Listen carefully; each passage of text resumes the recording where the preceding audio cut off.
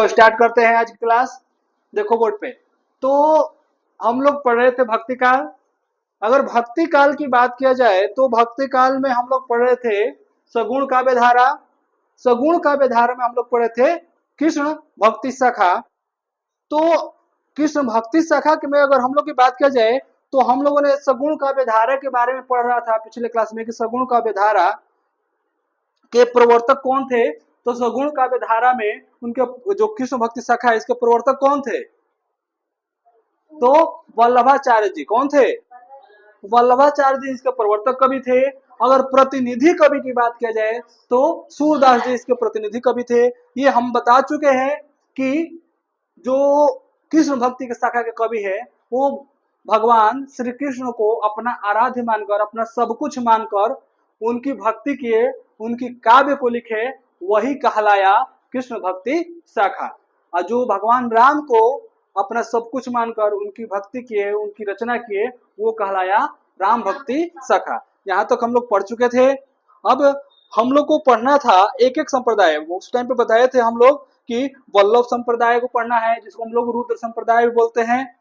उसके बाद निबार्क संप्रदाय, जिसको सनकादि और हंस संप्रदाय कहते हैं। फिर पढ़ेंगे राधा वल्लभ संप्रदाय, फिर पढ़ेंगे सखी संप्रदाय।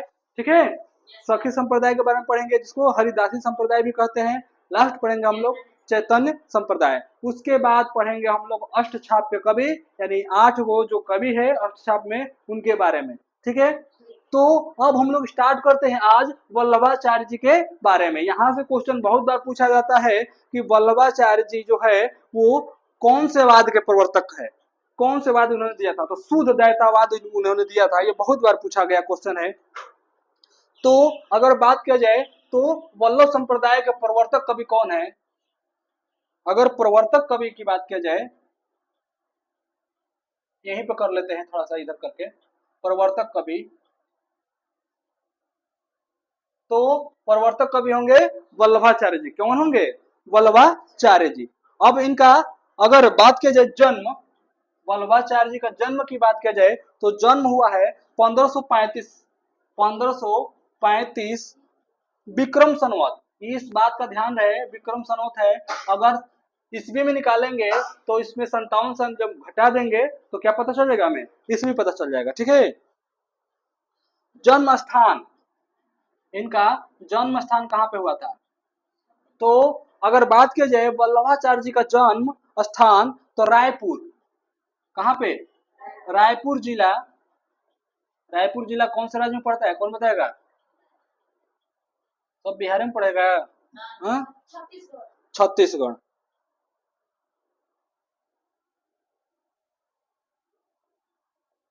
ठीक, अगर बात किया जाए इनके गुरु का नाम,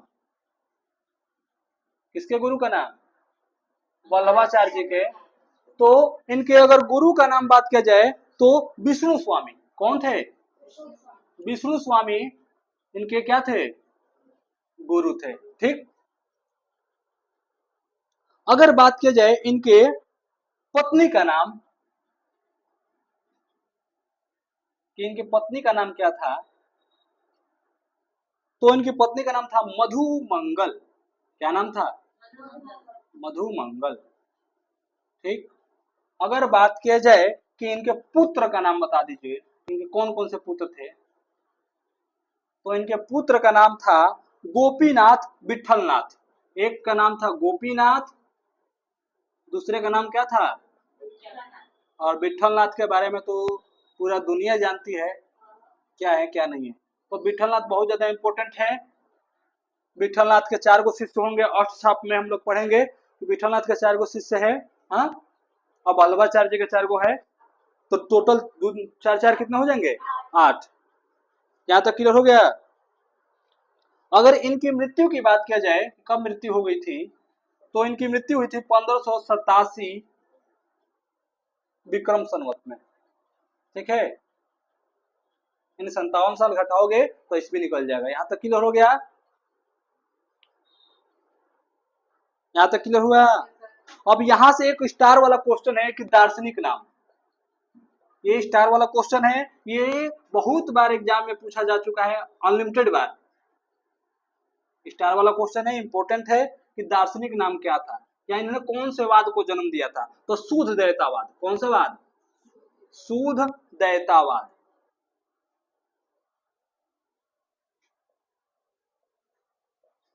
हम इसको अच्छे से याद कर लेना है, यहाँ से क्वेश्चन आते हैं। शुद्धदैवतावाद, इसको पुष्टि मार्ग बोला गया है। क्या बोला गया है? पुष्टि मार्ग।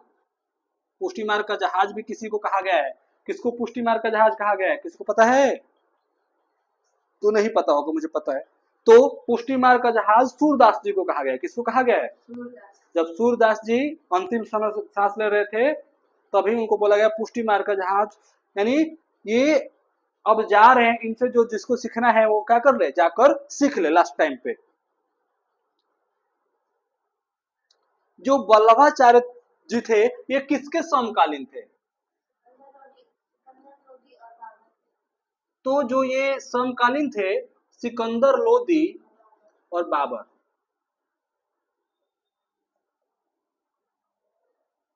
अच्छा, समकालीन मतलब क्या होता है? इसको पता है?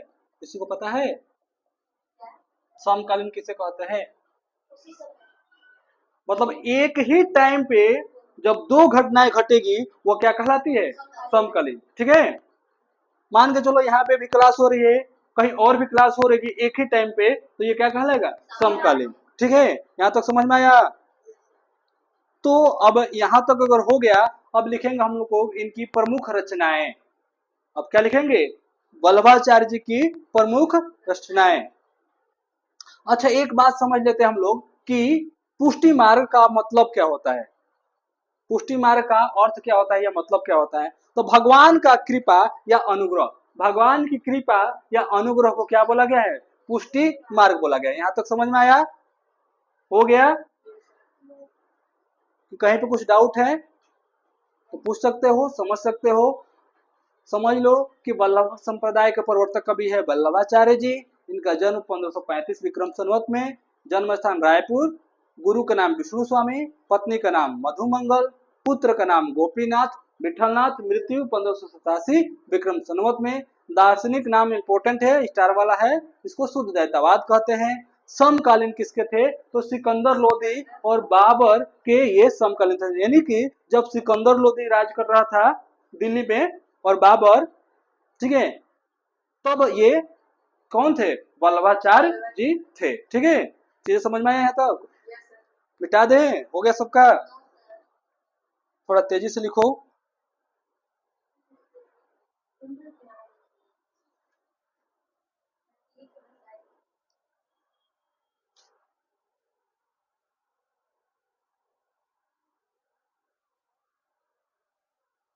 हो गया?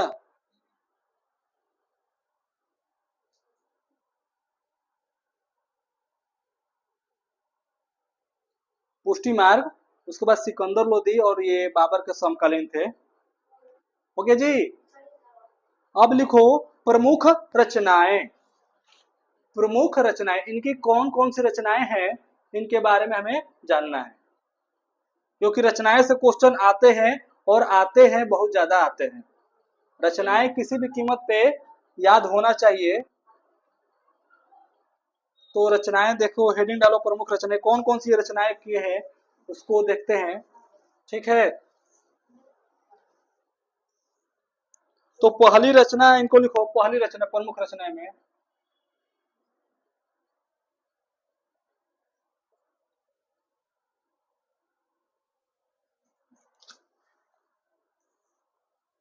लिखो पहला अणु भाव।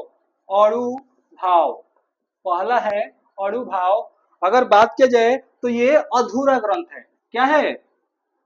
अधूरा मतलब ये पूरा नहीं लिख पाए थे। हाँ, आधा। मतलब जब पूरा ही नहीं कर पाओगे किसी चीज को, काम को, तो क्या कहलाएगा वो? अधूरा ही कहलाएगा। अगला है सुबोधनी टीका। स्टार वाला क्वेश्चन है सुबोधनी टीका। सुबोधनी टीका,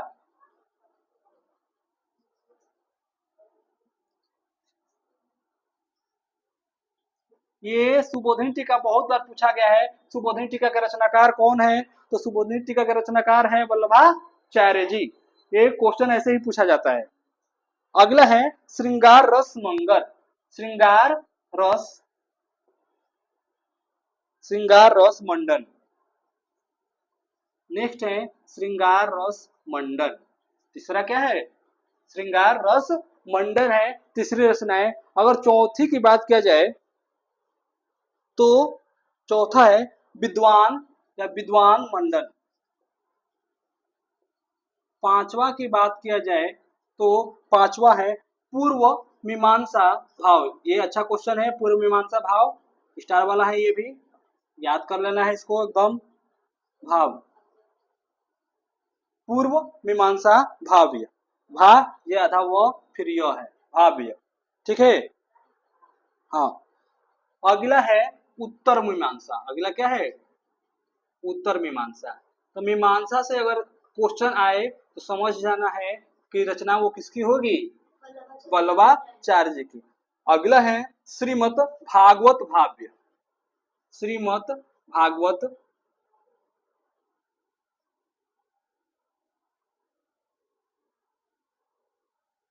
भाव्य, ठीक। ये इनकी क्या है? रचनाएं हैं, ठीक है। यहाँ से क्वेश्चन आता ही आता है। सुबोधनी टीका स्टार वाला क्वेश्चन है, पूर्व मीमांसा स्टार वाला है, उत्तर मीमांसा भी है। ये क्वेश्चन क्या किया जाता है? पूछा ही जाता है किसी एग्जाम में। डायरेक्टर दे देगा कि बताइए सुबोधनी टीका के रचनाकार कौन है, या फिर ऐसा भी पूछा जा सकता है कि वल्लभाचार्य के प्रमुख रचनाएं कौन सी है। उसमें 2-3 को तुमको लिखना ही पड़ेगा। तो 7 वो है तो कम से कम 2 या 3 तो याद कर लोगे।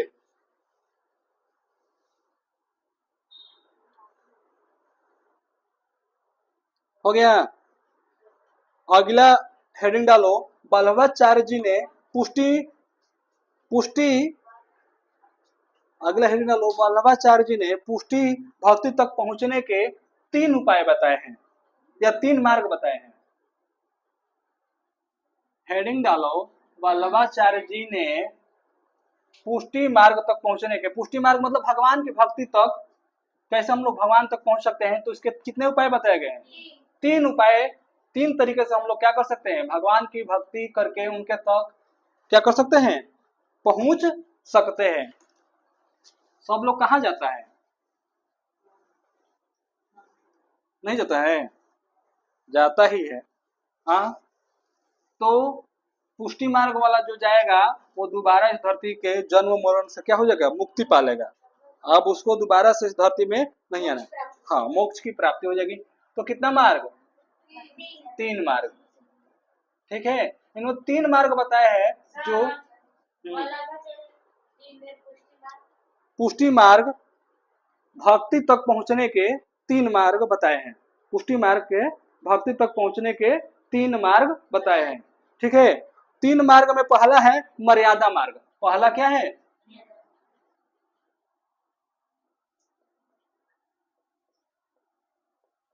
पहला हमारा क्या है? मर्यादा मार्ग। तो जो वेदों का अनुसरण करते हो, किसका अनुसरण? वेद। वेद को पता होगा सबको, 4 है, ऋग्वेद, सामवेद, अथर्ववेद, यजुर्वेद, ठीक है। तो जो वेदों का अनुसरण करते हैं, मर्यादा वेद में क्या हमें बताया गया है कि जो वेदों का अनुसरण करते हैं, किसका अनुसरण करेंगे?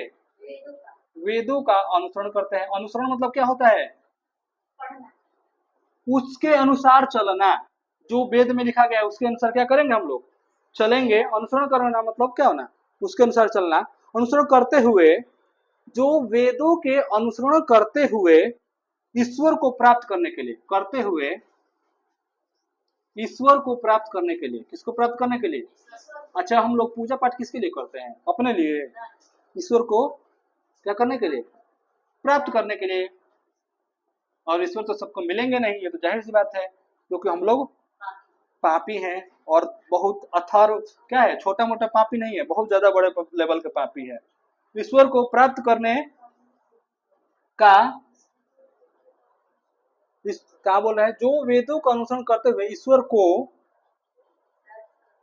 प्राप्त करने की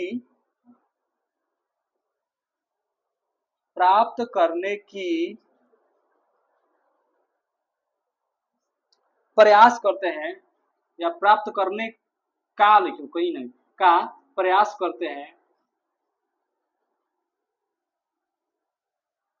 वे मर्यादा मार्ग कहलाता है। वो मार्ग क्या कहलाएगा? मर्यादा। अब देखो इसको क्या मतलब है।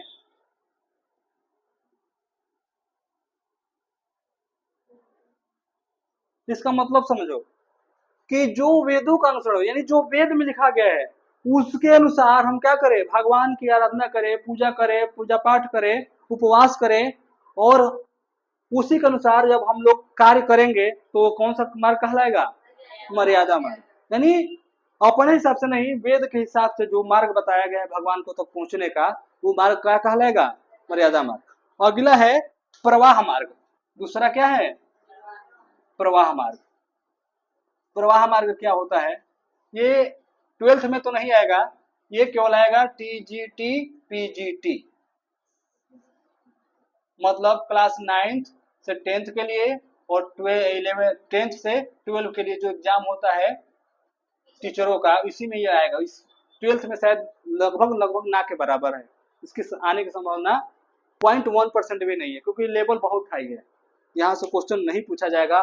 12th में क्वेश्चन वही बनेगा, सुबोधनी टीका के रचनाकार कौन है, या फिर वल्लभाचार्य जी कौन से संप्रदाय से संबंधित है। ठीक है, हाँ ये बहुत लेवल हाई है ना, तुम लोगों को लग नहीं रहा होगा लेवल है, लो लेवल लग रहा होगा, लेकिन लेवल बहुत ऊपर वाला है। तो प्रवाह मार्ग अगला क्या है हम लोग का? प्रवाह मार्ग। जो संसारिक सुख भोग में लिप्त रहकर, जो संसारिक सुख में, जो संसारिक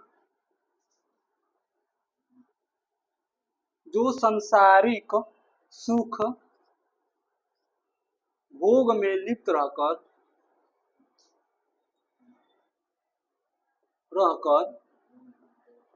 ठीक है, लिप्त, लुप्त नहीं, लिप्त। लिप्त का मतलब बताएंगे क्या होता है।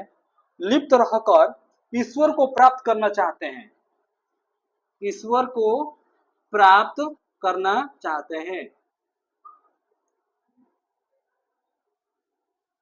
ईश्वर को प्राप्त करना चाहते हैं, वो क्या कहलाएंगे? प्रवाह मार्ग। अब जो हम लोग हैं कौन से मार्ग अपनाए हैं? जो आज के डेट की बात करें, जो हम लोग हैं वो कौन सा मार्ग अपनाते हैं? मर्यादा मार्ग कि प्रवाह मार्ग? क्योंकि ऐसा कोई है नहीं जो संसारिक सुख न भोग रहा हो। संसारिक सुख मतलब कि अपने घर परिवार फैमिली, हाँ, सब कुछ देख रेख कर पूजा पाठ भी करना है कि नहीं। तो संसारिक सुख में क्या आएगा? अपने अपना घर परिवार पूरा फैमिली को देखना, और भगवान की भी पूजा पाठ करना, और पूजा पाठ करके उनको क्या करना? प्राप्त करना। ये कौन सा मार्ग कहलाएगा? परमार्थ। समझ में आ रहा है कि नहीं आ रहा है? तो ये दूसरा मार्ग है। तीसरा है पुष्टि मार्ग। स्टार वाला क्वेश्चन यही है, तीसरा कौन सा मार्ग है? पुष्टि मार्ग। यही सूरदास जी अपनाए थे। तो पुष्टि मार्ग, इसमें भक्त केवल ईश्वर पर आश्रित रहता है। इसमें भक्त किस पे आश्रित रहेगा? इसमें भक्त केवल ईश्वर पर आश्रित रहता है।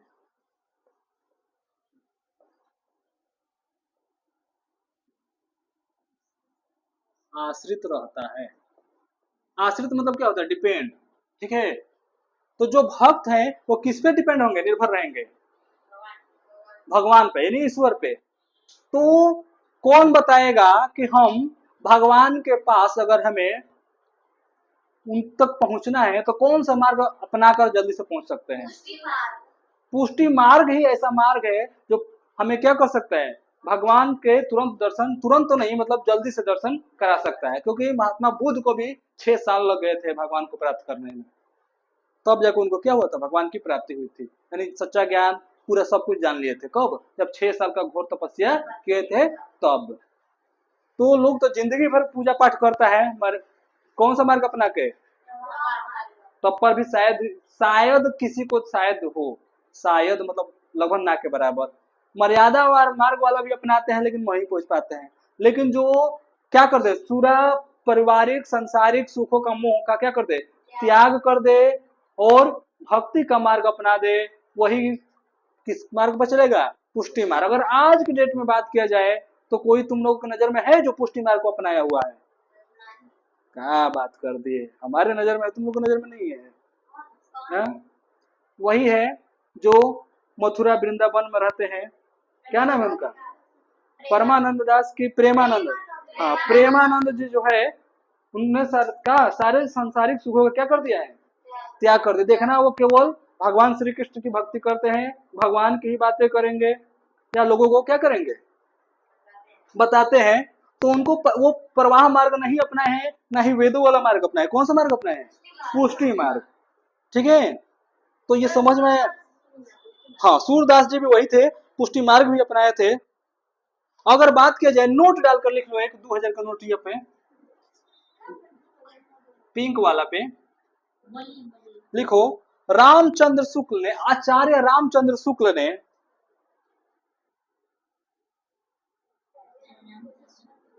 आचार्य रामचंद्र शुक्ल जी ने, थोड़ा इज्जत दो,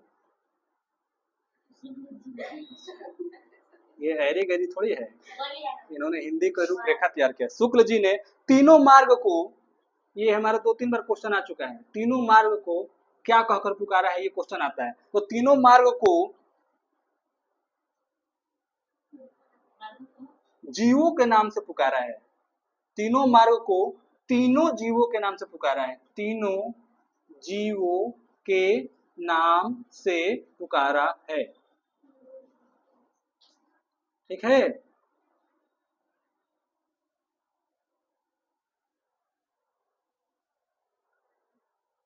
तीनों जीवों के नाम से पुकारा है। ये चीज समझ में आया? तो ये आचार्य रामचंद्र शुक्ल जी ने कहा है। ठीक है, ये चीजें क्लियर हुआ? तो अगर बात किया जाए वल्लभाचार्य जी के बारे में, तो वल्लभाचार्य जी जो थे वो किस संप्रदाय से संबंधित थे? तो वल्लभ संप्रदाय, जिसको रुद्र संप्रदाय भी बोलते हैं। ठीक है, इस रुद्र संप्रदाय के स्थापना करने वाले कौन थे? स्थापना करने वाले विष्णु स्वामी थे। स्थापना किसने किया था? विष्णु स्वामी ने।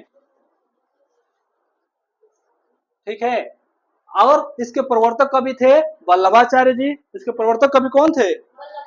और वल्लभाचार्य जी की बात किया जाए तो इन्होंने कौन कौन सी रचनाएं किया था? तो अणुभाव था, सुबोधनी टीका था, फिर तत्वदीप निबंध था, श्रृंगारस मंडन था, विदन मंडन था, पूर्व मीमांसा भाव्य था, श्रीमद भागवत भाव्य था, उत्तर मीमांसा था। अगर बात किया जाए कि वल्लभाचार्य जी के पुत्रों का नाम बताइए, तो एक का नाम था गोपीनाथ, दूसरे का नाम था विठलनाथ। ठीक है, अगर इनकी बात करें जन्म, तो रायपुर जिला छत्तीसगढ़ में हुआ था। इन्होंने 3 मार्ग बताए थे कि 3 मार्ग को अपनाकर हम भगवान के पास या उनकी भक्ति में लीन होकर उनको प्राप्त कर सकते हैं। पहला मार्ग था मर्यादा का मार्ग, जो वेदों के अनुसार, यानी जो वेद में लिखा है उसी के अनुसार चलते हुए भगवान की भक्ति किया जाए तो हम लोग भगवान तक पहुंच सकते हैं। दूसरा है प्रवाह मार्ग। प्रवाह मार्ग मतलब जो संसारिक सुखों का लाभ लेते हुए, यानी घर परिवार फैमिली समाज सबको देखते हुए क्या किया जाए, उन सब के भोगते हुए भी लिप्त, मतलब क्या, समाज है ना। ठीक है, तो रहकर भी अगर ईश्वर की कोई क्या करता है, पूजा पाठ करता है, तो वो क्या कहलाएगा? प्रवाह मार्ग। घर पे देखे होंगे सभी अपने घर पे, अगर किसी के घर पे कोई पूजा पाठ नहीं भी करता होगा, ऐसा तो शायद कोई है ही नहीं घर जिसके घर पे पूजा पाठ कोई न करने वाला हो। हाँ, कितना भी छोटी फैमिली हो तो एक ना एक लोग मिल जाता है। तो देखोगे कि सब अपना काम भी करेगा, हाँ, घर का काम करेगा, फिर सब कुछ करेगा, लेकिन उसी में से टाइम निकालकर भगवान की पूजा भी करेगा, तो वो हमारा कहलाएगा प्रवाह मार्ग। और लास्ट है पुष्टि मार्ग। इसमें भक्त केवल ईश्वर पर आश्रित रहता है कि अब जो सब कुछ जो भी है मेरा, वो कौन है? सिर्फ और सिर्फ भगवान है, और उन्हीं की भक्ति करते हैं, वही क्या कहलाएगा? पुष्टि मार्ग। आचार्य रामचंद्र शुक्ल जी ने इनको तीनों मार्गों क्या कहकर पुकारा है? तो जीव, तीनों जीवों का नाम बोला है, मतलब जीव बोला है, सीधी सी बात है। अब ये हम लोग का एक संप्रदाय कंप्लीट हो गया। कौन सा संप्रदाय? वल्लभ संप्रदाय। अब हम लोग जब भी आगे पढ़ेंगे तो पढ़ेंगे निम्बार्क संप्रदाय। किसके बारे में पढ़ेंगे? निम्बार्क संप्रदाय। तो निम्बार्क संप्रदाय के बारे में पढ़ेंगे, जिसको सनकादि और हंस संप्रदाय कहते हैं। इसके रचयिता कौन है? ठीक, इसमें रचनाएं क्या है? ठीक है जी, तो एक एक करके संप्रदाय को पढ़ते हुए चलेंगे। लास्ट में इस संप्रदाय खत्म हो जाने के बाद हम लोग पढ़ेंगे अष्टसाप के कवि के बारे में। उसके बाद ये जो हम लोग का भक्ति काल है, भक्ति काल पूर्ण से क्या हो जाएगा, कंप्लीट हो जाएगा। तो कल जब भी क्लास चलेगा तो कहाँ से चलेगा, निबार्क संप्रदाय से। ठीक है, तो आज के लिए रहने देते हैं, कल फिर वहीं से स्टार्ट होगा।